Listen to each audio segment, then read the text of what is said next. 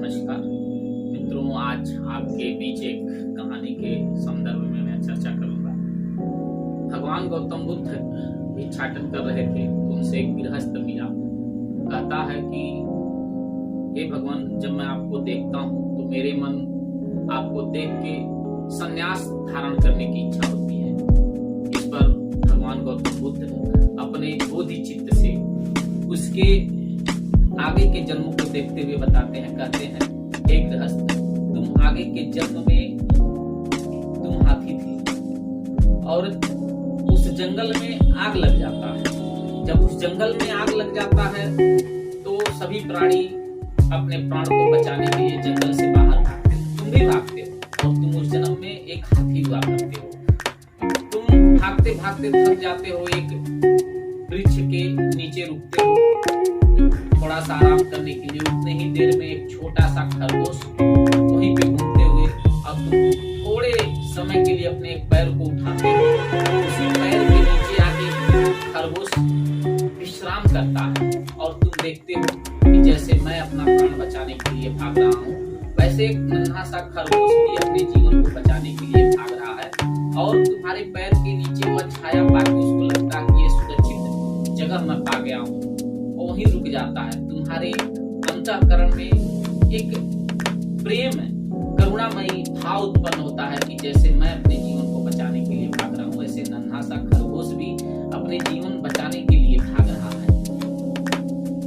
इसी तरह इतना ही देखते देखते पूरे जंगल में आग बहुत तेजी से फैल जाता है और तुम देखते ही देखते तुमको कुछ समय के लिए ध्यान लग जाता है और तुम पाते हो कि खरगोश का जीवन तुम्हारे पैरों के नीचे चला जाएगा। इसलिए तुम अपना एक पैर जो उठाए हुए थे उसे नीचे नहीं करते हो और उतने ही समय में तुम्हारा पूरा शरीर अकड़ जाता है, जंगल में आग फैल जाता है। और जब खरगोश वहां से हटता है उतने देर में तुम्हारे शरीर पूरे अकड़ चुके होते हैं, वो पैर तुम्हारा नीचे नहीं होता है। और जब तुम प्रयास करते हो पैर नीचे करने के लिए, पैर नीचे नहीं जाता है। उतने ही समय में तुम्हें बहुत पीड़ा होता है, लेकिन तुम्हारे चित्त में, तुम्हारे मन में एक करुणा होता है, कोई बात नहीं, मैंने कम से कम एक खरगोश को तो जीवन दिया, बचाया।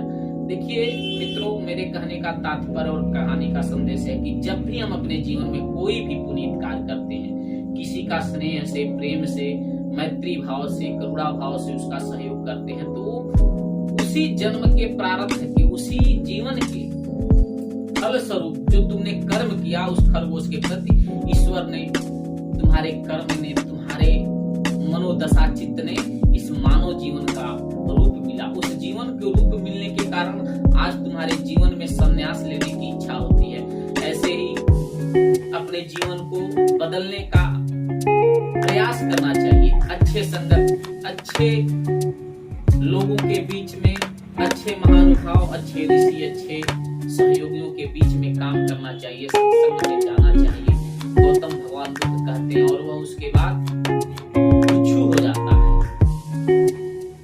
मित्रों, आप, हमें लगता है किसी को देख के मन में स्वतः अपने आप प्रेम उमड़ता है, किसी को देख के मन में स्वतः क्रोध उमड़ता है। ऐसा क्यों होता है? क्योंकि कहीं न कहीं इस शरीर को तो पूर्व जन्मों का बोध नहीं रहता, लेकिन जो मन के अंतःकरण चित्त है उनको सारी चीजें आभास होती हैं।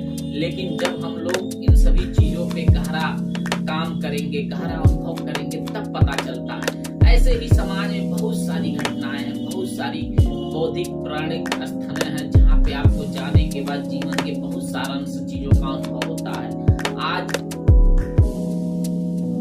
एक मैं कहानी पढ़ रहा था जिसमें एलन मस्क की कंपनी है स्पेसएक्स, उसमें एक लड़की काम करती है। वो लड़की बड़ी टैलेंटेड है, लेकिन कंपनी की कुछ चीजों को लेकर उसके अंदर नाराजगी होती है और कंपनी के सीईओ एलन मस्क के पास जाती है और कहती है कि मैं रिजाइन देना चाहता हूँ। इस पे एलन मस्क को पता था कि ये लड़की बहुत जीनियस टैलेंटेड है, तो उसको कहते हैं लो पैसा और जाओ पूरी दुनिया को घूम कर आओ। और जब वो पूरी दुनिया घूमने जाती है तो देखते हैं कि इसकी इतनी जीनियस योग्य व्यक्ति है, इसके बगैर मेरी कंपनी बढ़िया से काम कर सकती है नहीं।